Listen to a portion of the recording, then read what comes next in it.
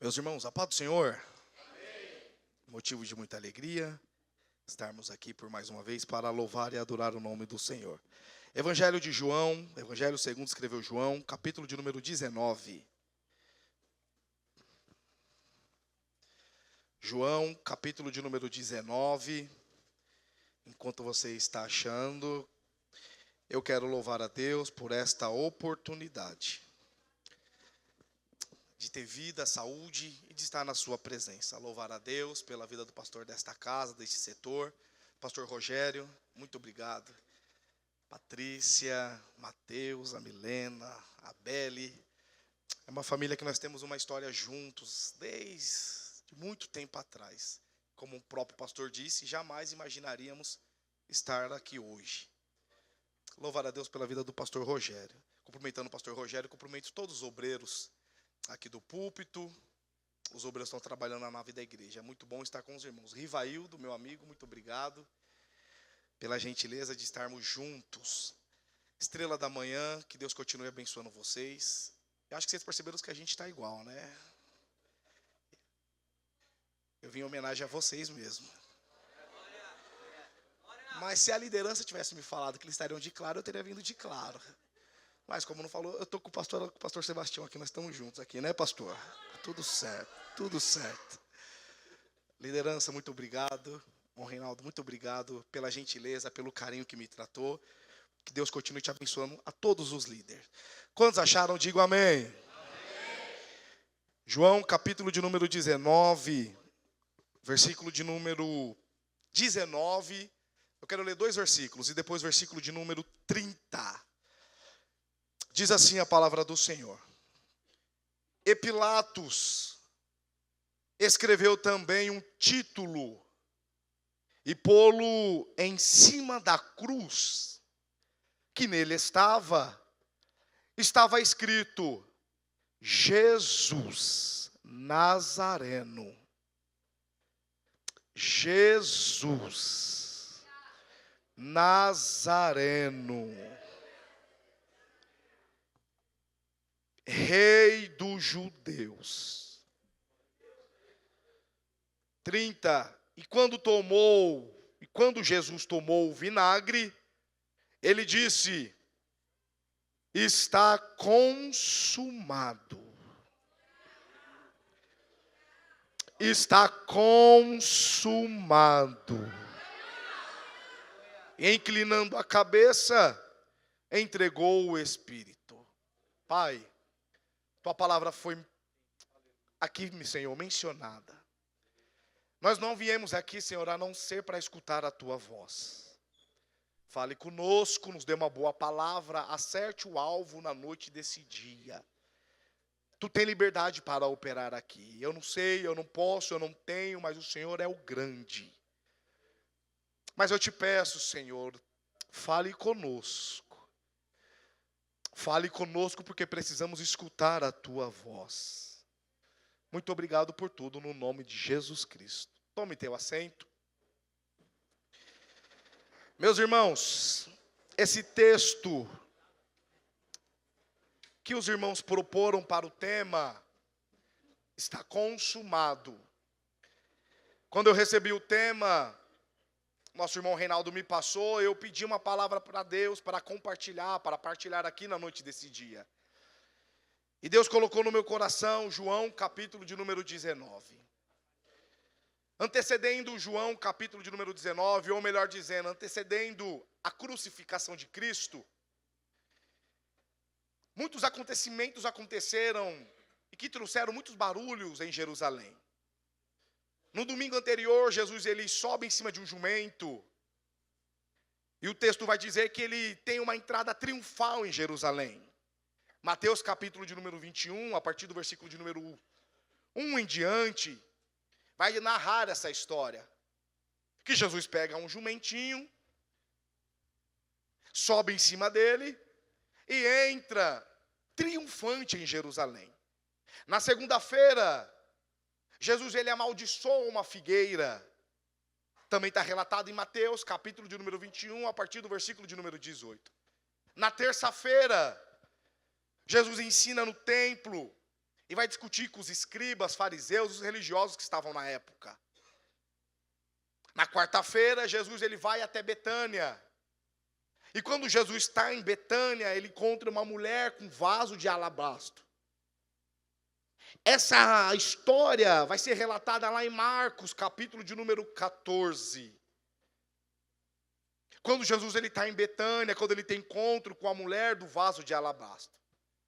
Mas na quinta-feira, já antecedendo a sua crucificação, Jesus chama os seus discípulos, reúne com os 12, prepara o pão, prepara a mesa, faz a ceia. A última vez que o nosso Cristo estaria reunido com os seus discípulos à mesa. Lucas 22 vai narrar essa história. Ele tem um momento de comunhão, conversa, ensinamentos com os seus discípulos. Só que Jesus ele tem uma atitude muito especial. Ele pega água, um vaso cheio de água, pede para os seus discípulos se aproximarem, e o nosso Cristo vai lavar os pés dos seus discípulos. Jesus ele era tão humilde, irmãos, que ele deu uma lição de humildade aqui.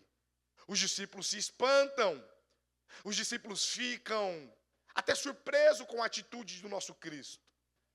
Mas na mesma quinta-feira ele pega e vai para o Getsêmani, uma prensa de azeite. É prensado. Ele chora, soa gotas de sangue, pede para o nosso Deus afastar dele aquele cálice. Mas era necessário que ele passasse por esse processo. Quando chega na sexta-feira, é o dia da crucificação. Você sabe tanto quanto eu, que a crucificação de Cristo não foi tão simples. A crucificação de Cristo não foi tão leve como se conta as histórias, os filmes, as séries. E olha só que quando nós assistimos séries, filmes, o nosso coração se angustia pelo sofrimento do nosso Cristo. Mas aquilo ali é um cineasta escrevendo uma história. Mas a crucificação de Cristo foi muito além disso. O nosso Cristo sofreu o que ninguém sofreria. O nosso Cristo sofreu o que homem nenhum já sofreu na terra. Foi massacrado, pisado, apedrejado, humilhado. Foi tido como um nada. Levou chicotadas. O seu corpo foi dilacerado. Mas o nosso Cristo, ele é tão Cristo, irmãos. Ele é tão Deus, que o seu poderio sobressai de qualquer coisa. Jesus, ele é tão grande, mas tão grande, que o Deus que nós servimos, o Cristo que nós servimos, ele é diferente de qualquer outro Deus. Ele é tão grande, que ele mesmo escreve, Mateus capítulo de número 12. Alguém está perguntando quem é grande, quem é pequeno, quem fala mais, quem prega mais. Ele vai dizer, vocês querem saber? Então lá vai. Os ninivitas escutaram a pregação do profeta Jonas e se arrependeram. Mas eu vou dizer algo para vocês. Eis que está aqui quem é maior do que Jonas. Alguém ainda vai dizer, mas quem é o grande? Ele quer saber quem é o grande. A rainha do sul veio visitar o rei Salomão e ver o seu glamour, a sua polpa, a sua sabedoria. Mas eu tenho algo para dizer para vocês, escribas e fariseus. Eis que está aqui quem é maior do que Salomão. João, capítulo de número 8, ele mesmo vai dizer: antes que Abraão existisse, o pai da fé, eu vou ensinar para vocês quem é o grande. Eu sou, antes de Abraão existir. Então, se você perceber, desde o início do culto até agora, Jesus está falando, eu reino, eu sou grande, e eu vou voltar para buscar a minha igreja. Só que Essa semana foi uma semana conturbada, porque a crucificação não foi de qualquer jeito. Ele sofre, os soldados romanos massacram o nosso Cristo, apertam, humilham, chutam, apedrejam o nosso Cristo, mas ele está no seu alvo, no seu objetivo. A cruz está sobre as suas costas, ele está indo sentido ao Gólgota, na via dolorosa. Os judeus olhando para o nosso Cristo, é o seu Cristo, o meu Cristo. E alguém está dizendo assim, crucifica-o. E ele está arrastando um madeiro nas suas costas. Aparece um homem, Simão Cirineu, ajuda Cristo, aparece na história. Mas mesmo assim ele caía, levantava, chicoteada, era chicoteado nas costas.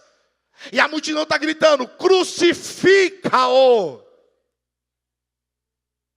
Alguém diz, mas o que vai ser? Não, solta um ladrão, mas crucifica ele. Colocaram ele no madeiro. Alguém diz que o madeiro de Cristo foi lá em cima. E é muito pelo contrário, porque o lugar que o Cristo foi crucificado não era num lugar alto, era numa praça, porque o próprio texto de João vai dizer. A imagem que nós temos na nossa mente, que Cristo foi crucificado em um lugar muito alto, isso é ficção. Porque o lugar de fato que ele foi crucificado não foi um lugar tão alto, foi um lugar de praça, e dava passagem para quem entrava e quem saía de Jerusalém. Era Páscoa, festa, uma multidão de pessoas rodando, dando rotação naquela cidade. E todo mundo que entrava e saía precisava ver 3 cruzes. Na cruz da direita, tem um ladrão. Na cruz da esquerda, tem um segundo ladrão. E era comum está o nome de quem cometeu o crime, porque a morte de cruz era a pior morte que existia. Não era qualquer pessoa que morria numa morte de cruz. Era quem fosse o pior. A pior escolha, o pior crime, o pior visto da sociedade, morte de cruz. Matou sem ter direito de matar, morte de cruz. Roubou e não se consertou, morte de cruz. Fez o que não era para fazer, morte de cruz. Só que quando levantam o nosso Cristo na cruz, pegam a sua mão direita, colocam um prego de aproximadamente 12 centímetros e meio na mão de Jesus. Você tem noção que é um prego de 12 centímetros e meio na mão de um homem, perfurando, sem anestesia, sem morfina? Devagar eles batiam.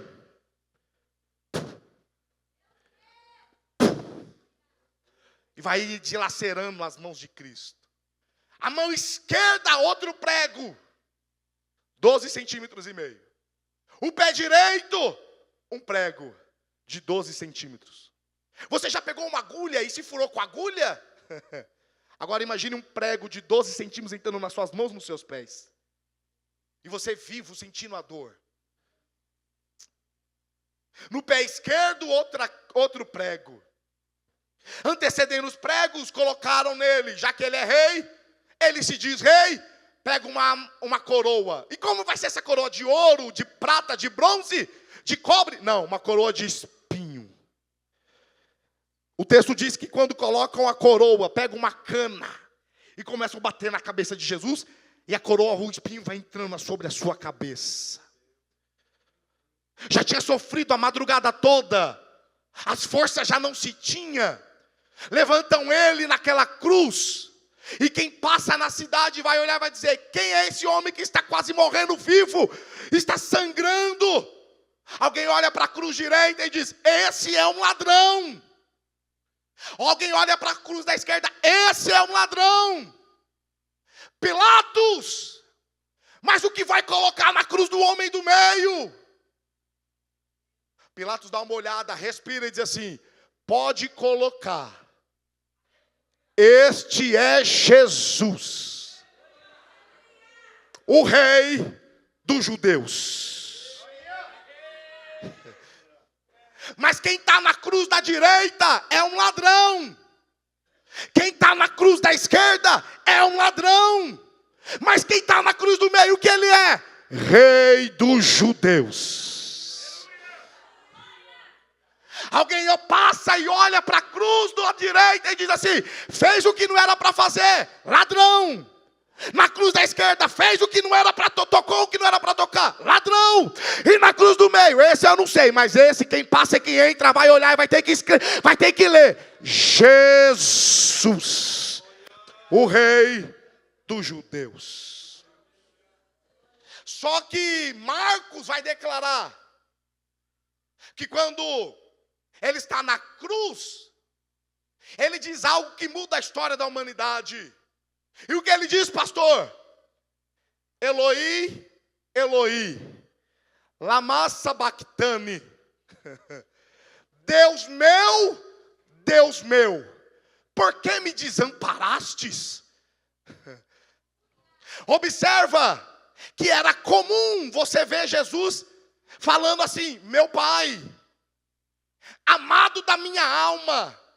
Quando ele ressuscita, lembra quando ele vai ressuscitar o filho da viúva de Naim? Meu Pai. Lembra quando ele vai ressuscitar a filha de Jairo? Talita come, meu Pai. Lembra quando ele vai fazer a multiplicação de pães e peixes? Pai. Lembra lá em João 10:30, ele vai dizer: eu e o Pai somos um, não tem diferenciação. Quem olha para mim tem que olhar para o Pai também. É o meu Pai. Lucas 6:36. E quando eu li isso daqui e eu precisei escrever, meu coração se alegrou. Porque o próprio Cristo vai falar sobre misericórdia. Ele diz assim: sede, pois, misericordiosos, como também o meu Pai é misericórdia. Então observa que você vai ver, pastor Rogério, ele dizendo: Pai, a todo momento. Mas quando ele está na cruz para entregar o teu espírito, ele vai declarar: Eloi, Eloi, lama sabachthani. Deus meu, Deus meu. Porque foi necessário, Hernando Dias Lopes escreve isso, que foi necessário ele falar que o nosso Deus era Deus, para que hoje você pudesse estar aqui neste sábado, nas festas do Estrela da Manhã, declarando: Pai, eu estou aqui. Ele precisou declarar: Deus meu, porque se ele declara Pai, ele não teria êxito, porque o nosso Deus está de costa virada. John Stott diz que o próprio Deus está de costa virada e o próprio Filho está na cruz. Deus não poderia virar suas costas para ele, por isso que ele declara: Deus meu. Mas ele declarou: Deus meu, para que hoje você levantasse as mãos e declarasse: meu Pai.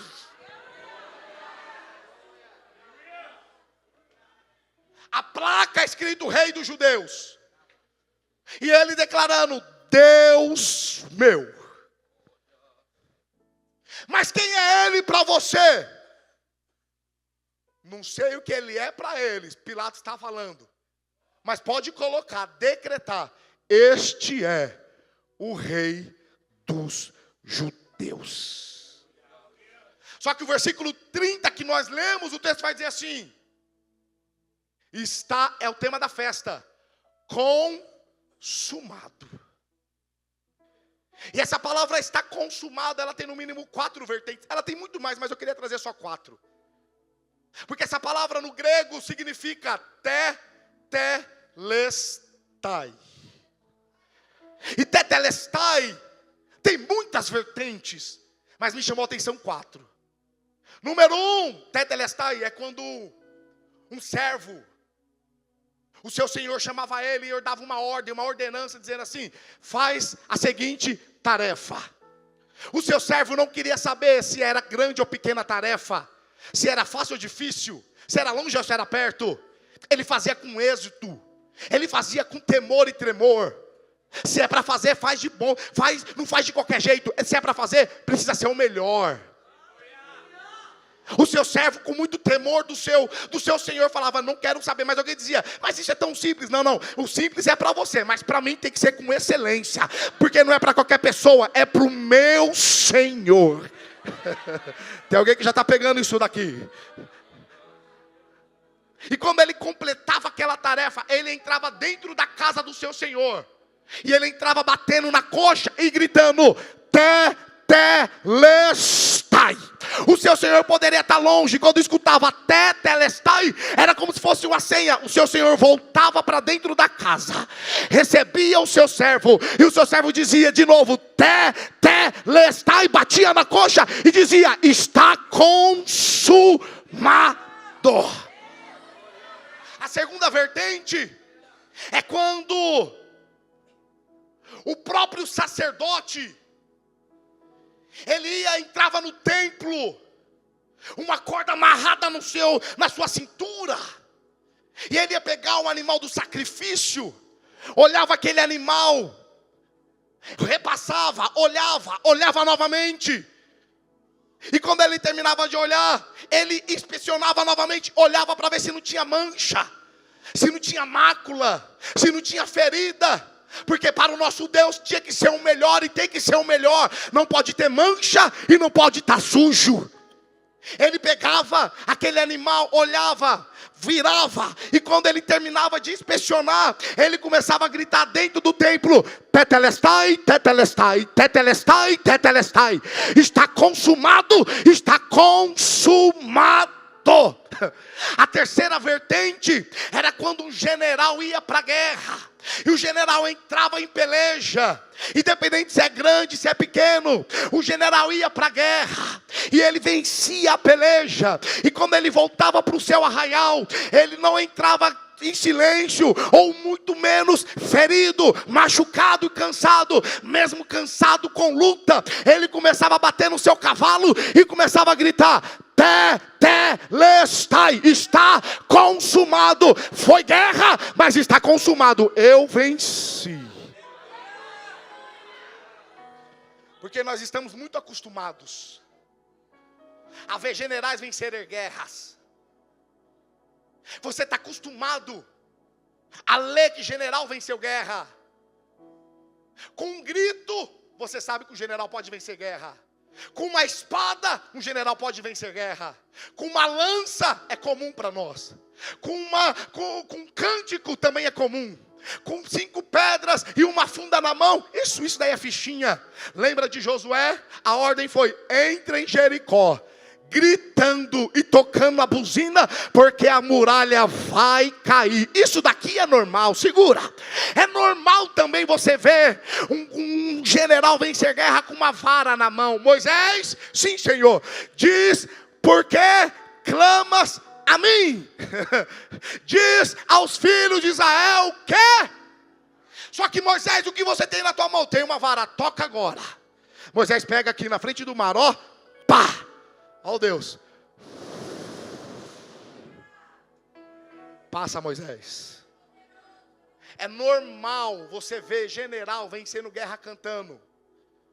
Josafá, os filhos de Amon, os amonitas, os moabitas e alguns que estão com eles estão vindo para a guerra. Um dia com Deus não começou agora, um dia com Deus começou na época de Josafá.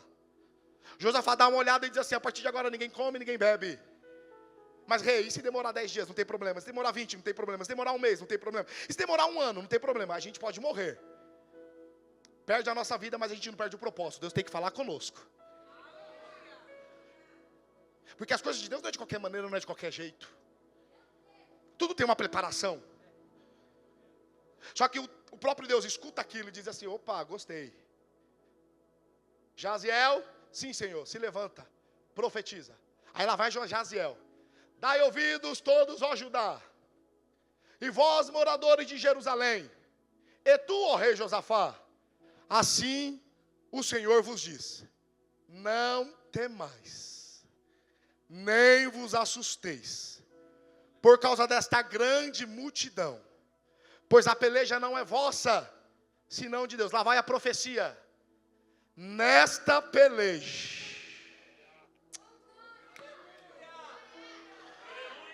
não tereis que pelejar. Eu vou de novo porque alguém entrou aqui e eu estou pregando para alguém que precisa desta resposta. A resposta, levante a tua mão direita porque isso daqui é profético.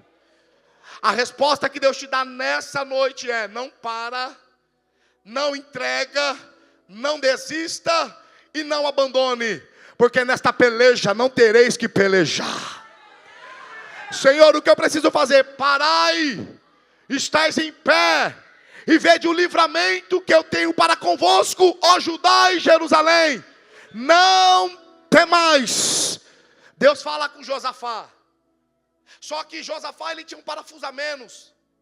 Mesmo Deus falando, não é de qualquer jeito. Não é porque Deus fala que eu preciso ir para a guerra para vencer guerra. Josafá dá uma olhada e diz assim: vamos fazer um inventário agora, tem que ser rápido. O chefe do inventário chega e Josafá diz assim: faz o seguinte, conta quem tem espada na mão, conta quem tem escudo, conta quem tem lança, quem tem flecha. Rei, é este número que está nas suas mãos. Então, quem tem espada, quem tem lança, quem tem flecha, vai para trás. Rei, mas como assim? Quem é de guerra vai para trás? Rei, mas depois que Deus falou, parece que alguma coisa... O que aconteceu, rei? A ordem é: quem é de guerra para trás. Quem sabe cantar, quem sabe levantar as mãos, quem sabe dar glória, quem sabe dar aleluia, quem sabe levantar a voz, para frente. Rei, mas o chefe da guerra, o chefe do exército está aqui na sua frente, rei. E isso nunca aconteceu. Porque quem é de guerra tem que ir na frente para proteger, e quem quer cantar pode até cantar, mas vai atrás. Essa é a lógica do homem.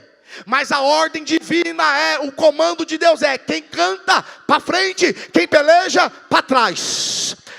O texto vai dizer que eles dão 6 marchas, na 7ª ele levanta para sacrificar. E eles vão cantar algo que vai mudar a história do povo de Israel. Salmo de número 136. Quem é de guerra vai para trás, quem é do cântico vai para frente. E eles levantam a voz para cantar: louvai ao Senhor porque Ele é bom, porque a sua bondade dura para sempre.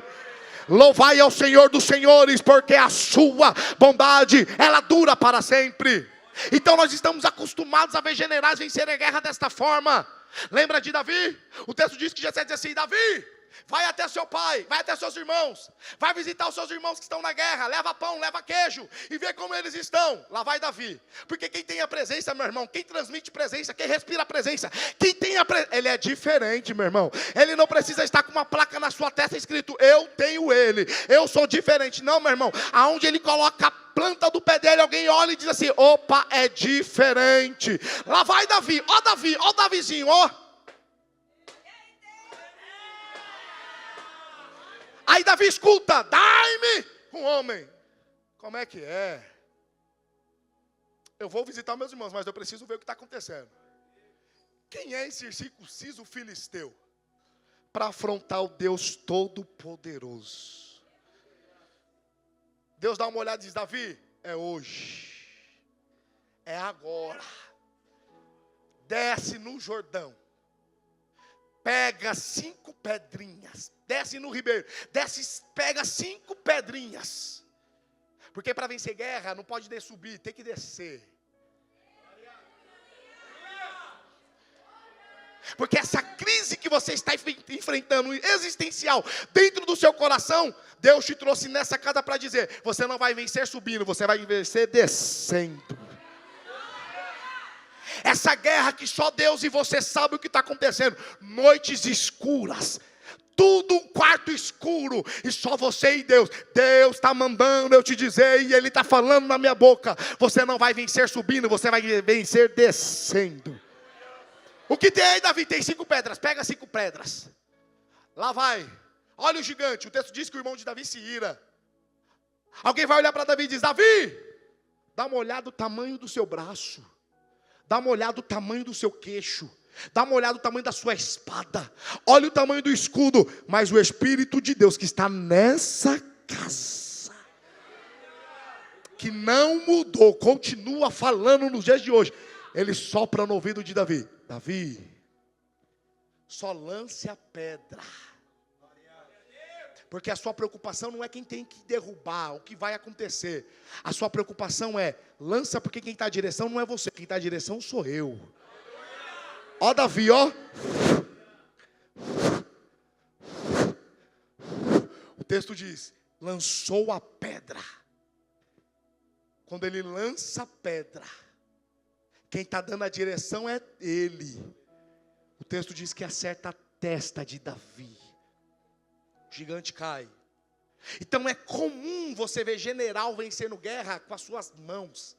Agora, general vencer guerra, dando a sua vida, morrendo, para milhões de pessoas serem salvas, isso eu nunca vi na minha vida.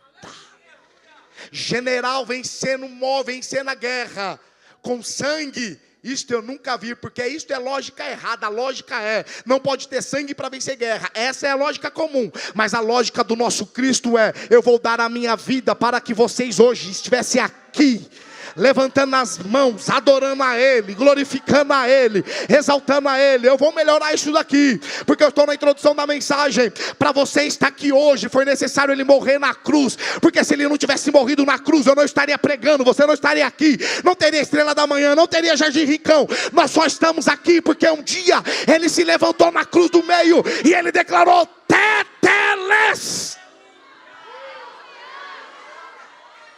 Então você não precisa levantar a tua mão porque eu estou pedindo. Você precisa ser grato, porque culto não é recebimento. Nós estamos com uma tese muito errada, que eu vou para a festa, eu vou para o Jardim Rincão, para que eu receba a minha vitória. Quem disse isso para você? Ele morreu numa cruz e foi morte de sangue, para que você estivesse aqui hoje com vida, com saúde. Então você não tem que vir para você receber. Se Ele quiser me dar, eu recebo. Se Ele quiser te dar, você recebe. Mas se Ele não quiser dar, Ele continua sendo o próprio Cristo.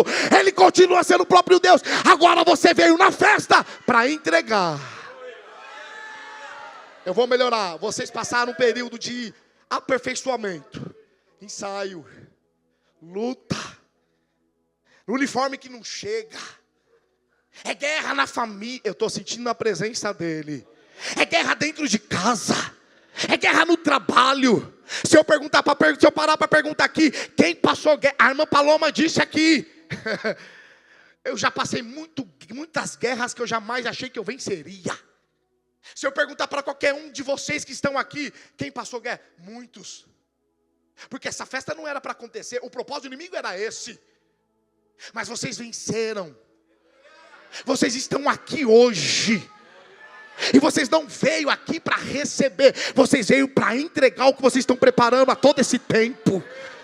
Então se eu fosse você que está sentado me escutando, eu levantava suas mãos aos céus, porque eu estou declarando para você que Ele teve que morrer na cruz, para que você estivesse aqui hoje com as mãos levantadas. Ele teve que morrer, Ele teve que sofrer, Ele teve que declarar Tetelestai, para que eu estivesse aqui pregando hoje, não porque eu posso, mas porque Ele morreu na cruz por mim. É por isso que Ele disse Tetelestai. A quarta lição de Tetelestai está consumado.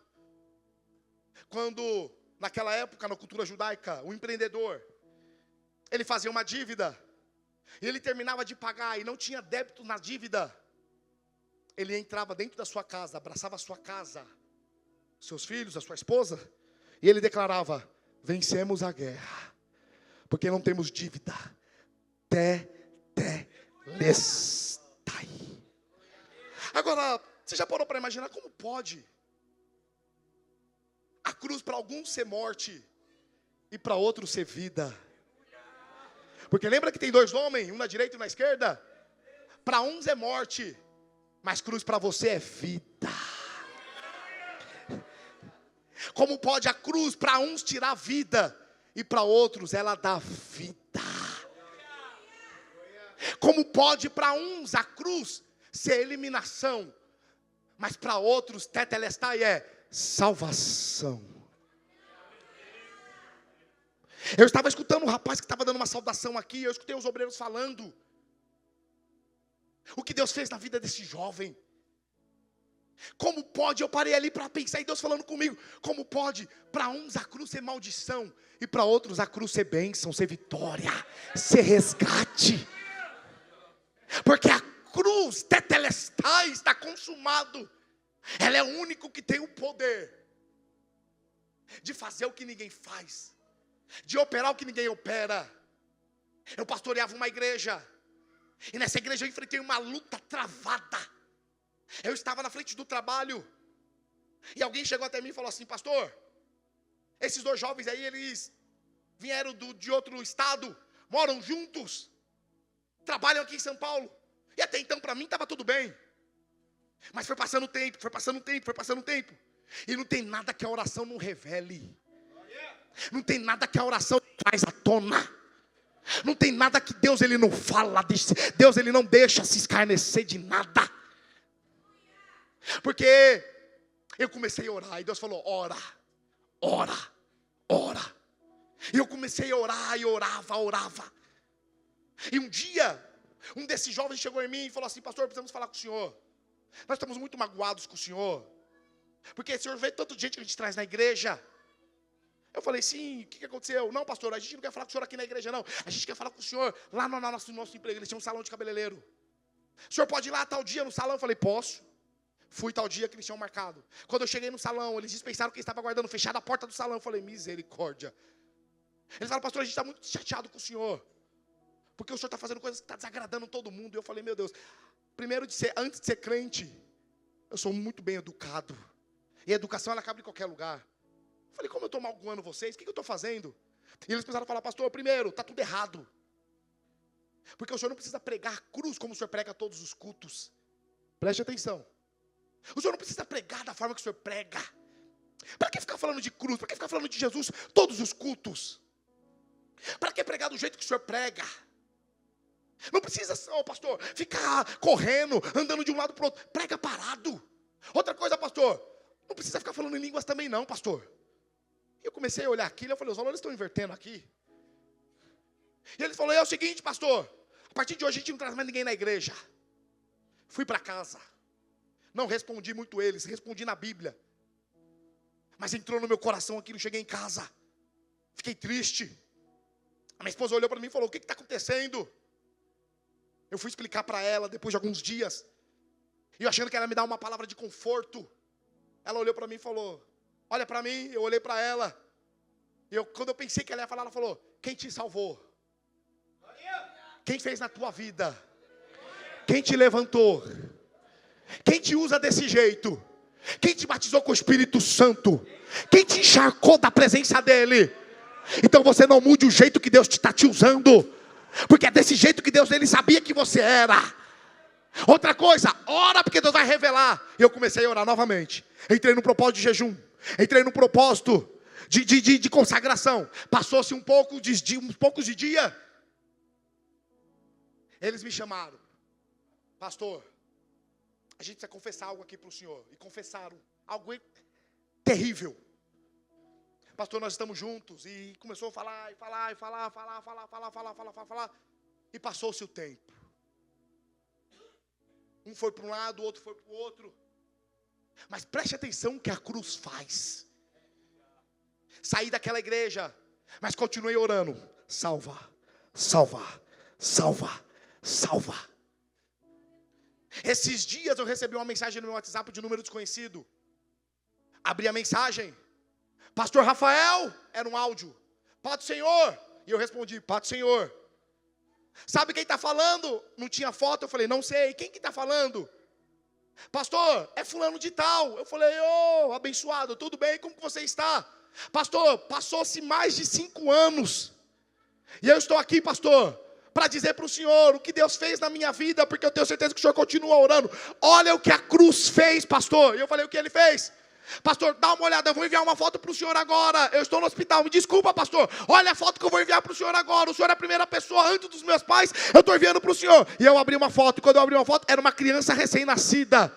Eu falei, que maravilha, que bênção. Ele falou, pastor, essa daí é a minha filha. Eu vou mostrar minha esposa agora, pastor. Tirou a foto, a esposa estava assim, dando tchau para mim. Eu falei, que bênção, meu amigo. Ele falou, pastor, Jesus me transformou, Jesus me curou, Jesus me limpou, tirou as minhas vestes sujas, colocou vestes limpas. Pastor, eu estava namorando, namorei, noivei, casei. Olha aqui a minha filha.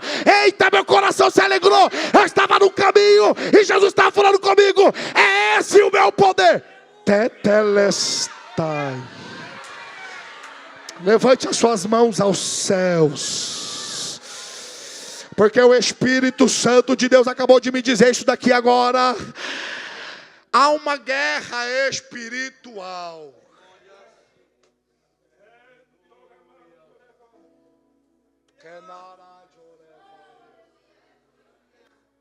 Vosso inimigo se colocou na frente desta guerra. No mundo espiritual está acontecendo uma guerra agora. Mas enquanto a minha igreja está com as mãos levantadas, eu desço como bálsamo nesta casa.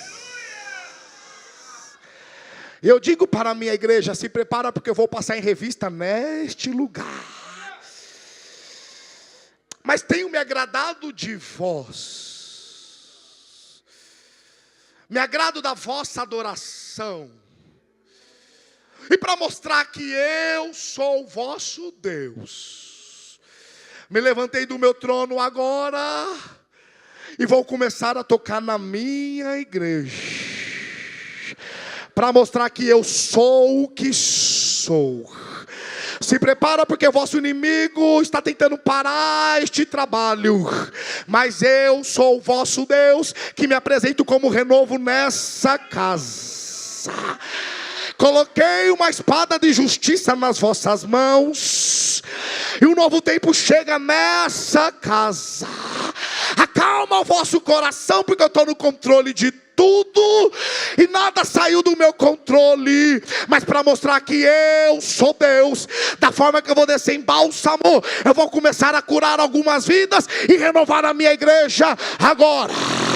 Se eu fosse você, eu começava a abrir a tua boquinha, e quem tem um glória, quem tem um aleluia, quem é batizado com o Espírito Santo, começa a receber renovo agora, começa a receber agora. Por quê?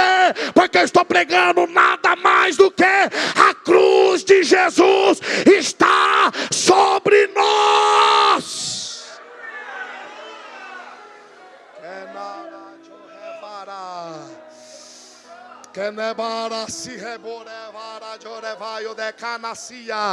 Aumenta o teu glória, vai, agora é a hora mesmo. Agora é a hora mesmo. Agora é a hora mesmo, vai. Aumenta o teu aleluia agora. Ei, Ele pode te batizar com o Espírito Santo agora. Agora Ele pode começar a te renovar. Assim diz o Senhor: receba renovo agora. Porque a cruz ela é tão séria. A cruz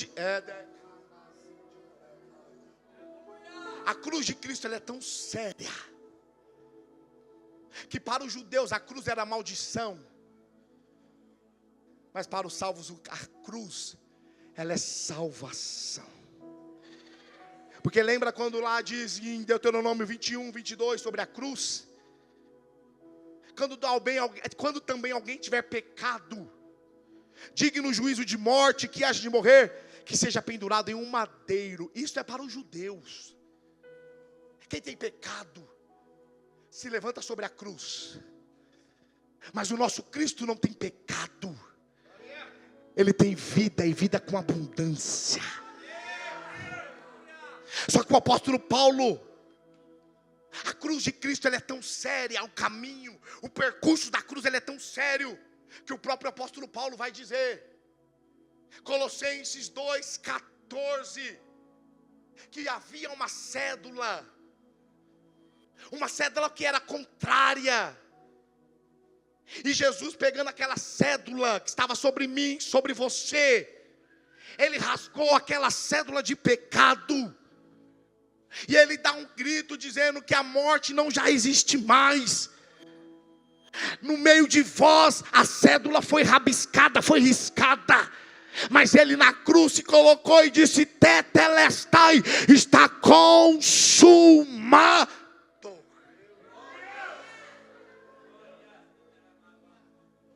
Porque como pode uma cruz ter o poder de salvar um pecador? Como pode o poder da cruz ter o poder de fazer, de resgatar o que ninguém faz na sociedade? Matou, pastor, roubou, fez o que ninguém fez, pastor, matou inocentes, pastor, roubou banco. Só que Jesus está aqui para dizer: a minha cruz ela liberta, a minha cruz ela transforma, a minha cruz ela faz o que ninguém faz. Porque em 1 Coríntios o apóstolo Paulo vai dizer, 1 Coríntios 1:23, se nós pregamos a Cristo crucificado, que é escândalo para os judeus e loucura para os gregos, eu não sei para você o que é o próprio Cristo na cruz, mas para mim ele é salvação, para mim ele é libertação, para mim ele é transformação. Eu não sei para você o que é Jesus, mas para mim Jesus ele é o homem maior que já existiu sobre esta terra. Jesus ele é maior do que qualquer profeta que já passou. Jesus Cristo ele é maior do que qualquer rei que já passou. Jesus Cristo ele é maior do que qualquer homem. Algum rei aí vai dizer que aqui na terra existe um rei do futebol, rei Pelé, mas Jesus está dizendo: eu morri na cruz, tetelestai.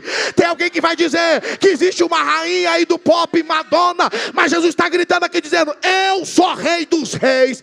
Alguém vai dizer que tem um rei que preparou, que inventou a aviação, Santos Dumont, mas Jesus está gritando aqui dizendo: eu sou o rei dos reis, rei dos reis, rei dos reis. Eu não sei o que é Jesus para você, eu não sei como você trata Jesus, mas Jesus ele é o grande.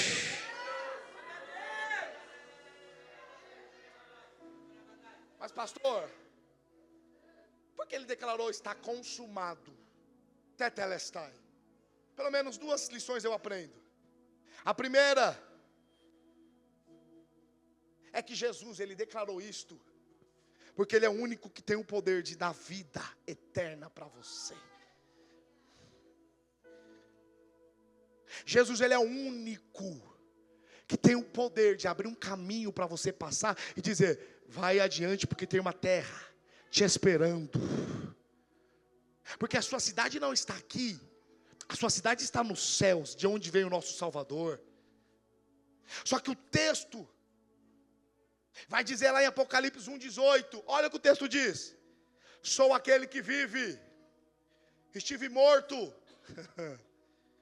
mas agora eu estou vivo. Eu vou repetir porque só metade da igreja entendeu. Sabe por que ele declarou tetelestai? Porque ele vai te dar vida eterna. Eu estive morto, mas agora eu estou vivo. Mas o senhor está vivo por quanto tempo, Jesus? Por 40 dias? Não, para todo sempre. E o que mais, Jesus? Eu tenho a chave. Que chave? Chave de casa, chave de carro, chave do apartamento, chave do condomínio fechado? Não. Eu tenho a chave da morte. Porque o texto vai dizer de Colossenses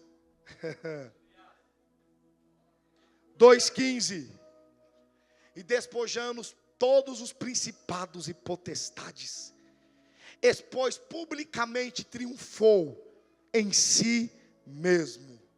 Agora, sabe por que você precisa se alegrar com isso? Porque ele é o único que teve o poder. Porque se você for até o túmulo de Buda, vai na Índia e começa a procurar, vai estar escrito aqui: jaz os restos mortais de Buda. Vai até a Palestina e começa a procurar os restos mortais de Maomé, vai estar escrito no túmulo de Maomé: aqui está os restos mortais de Maomé. Vai aqui no Brasil, até o túmulo de Chico Xavier. E naquele condomínio onde está o túmulo dele, procura. E vai estar escrito: está aqui os restos mortais de Chico Xavier. Agora, se você entrar em Jerusalém e ir até o túmulo de Jesus, vai estar escrito: quem você procura não está aqui. Ele ressuscitou. Tetelestai. Por isso que o apóstolo Paulo vai dizer, 1 Coríntios 15, 55, 56: onde está a morte? A sua vitória? Onde está a morte? O seu aguilhão? O aguilhão da morte é o pecado, e a força do pecado é a lei.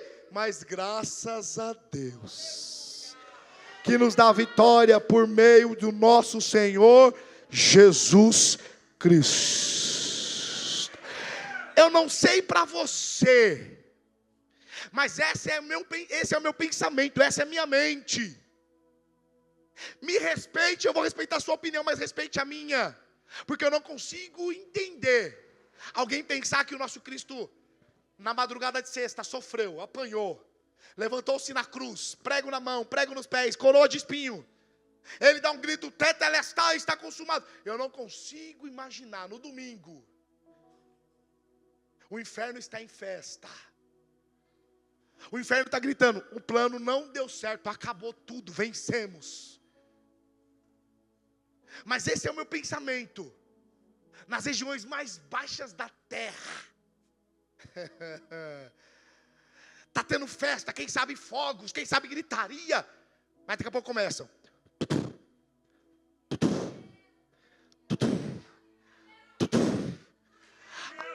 Satanás se levanta e diz: está tremendo alguma coisa? O que está acontecendo aqui? O que está acontecendo? Eu não consigo imaginar Jesus entrando nas regiões mais baixas. Sofri tanto, apanhei tanto, estou tão cansado, olha as minhas mãos furadas, olha os meus pés. Meu irmão, não sei se você pensa que Jesus é desse jeito. Esse não é o meu Cristo também não, meu pastor. Porque o meu Cristo, isso é para mim, tá? É meu pensamento de pregador. Jesus entrou nas regiões mais baixas, o inferno está em festa. E olha Jesus entrando, ó.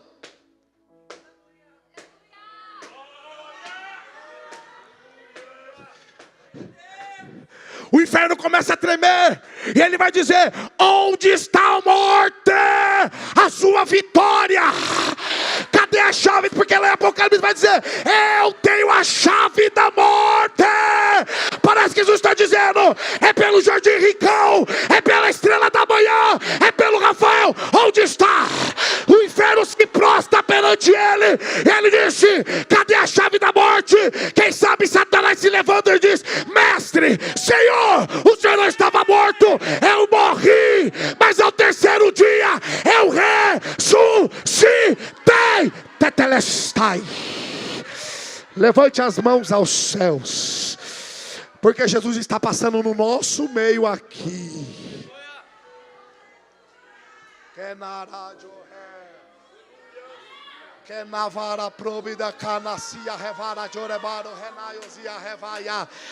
Sente Jesus agora, sente. Tore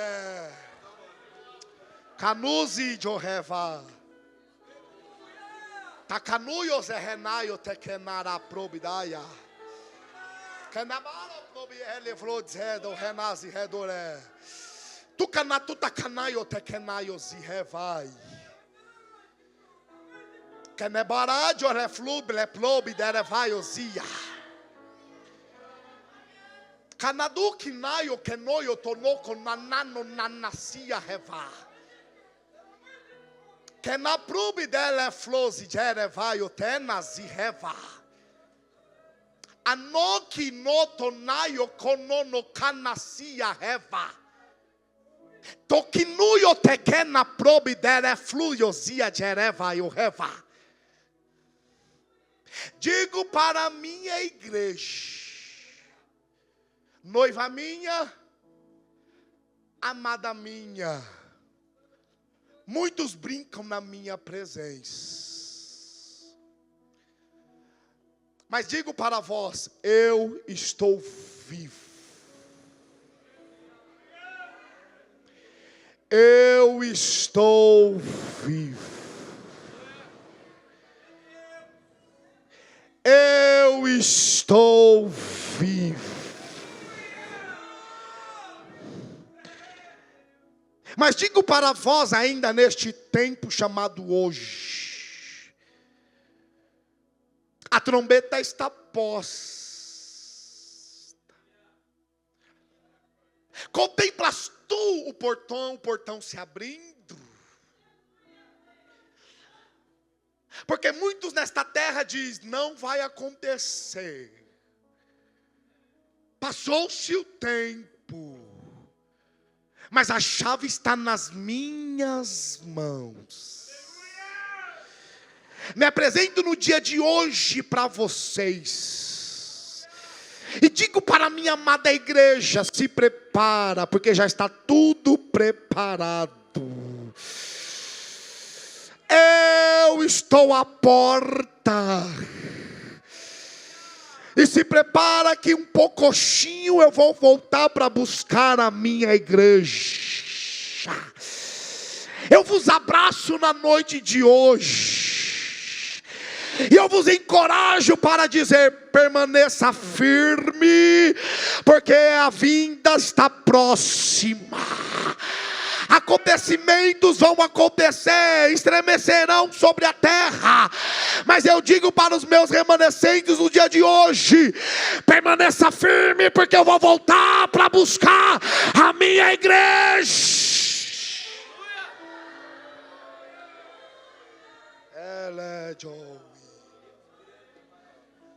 E aqui eu encerro.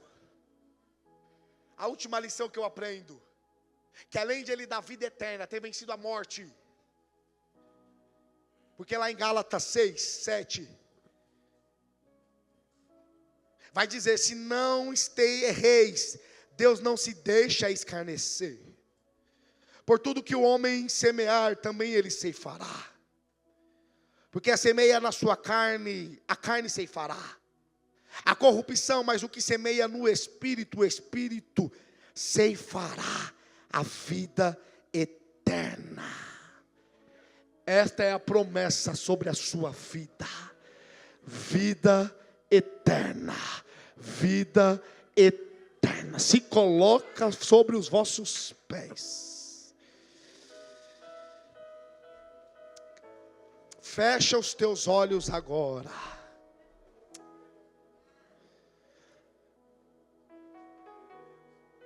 Pai, a tua palavra foi pregada. Preguei o que o Senhor colocou no meu coração. Fui fiel a ti, Senhor. Mas eu te faço o último pedido ainda agora. Se alguém tem dúvida da tua palavra, visita esta vida agora, Senhor. Toca nele agora, toca nela agora. Se alguém está passando uma crise existencial dentro de si, Senhor, mostra para ele ou para ela que a cruz é maior. Mostra, Senhor Deus, que a sua cruz ela é maior. Porque o Senhor declarou, Senhor, tetelestai, está consumado. É por este motivo que nós estamos aqui na noite de hoje. Deixamos agora, Senhor Deus, as nossas fraquezas, o nosso eu. E pedimos a Ti, Senhor Deus, que o Senhor nos visita, nos abrace. Que possamos sair desta festa, que foi ontem, hoje e amanhã, encorajados, Senhor, com a mensagem da cruz. Porque para o mundo a mensagem da cruz é loucura, mas para nós, Senhor, a mensagem da cruz ela é vida eterna. Muito obrigado pela tua palavra. Muito obrigado por este momento reunido, Senhor Deus. E por o Senhor ter falado conosco. Muito obrigado, no nome de Jesus Cristo. Conjunto de Jovens Estrela da Manhã. Há 40 anos, fazendo a vontade do Pai.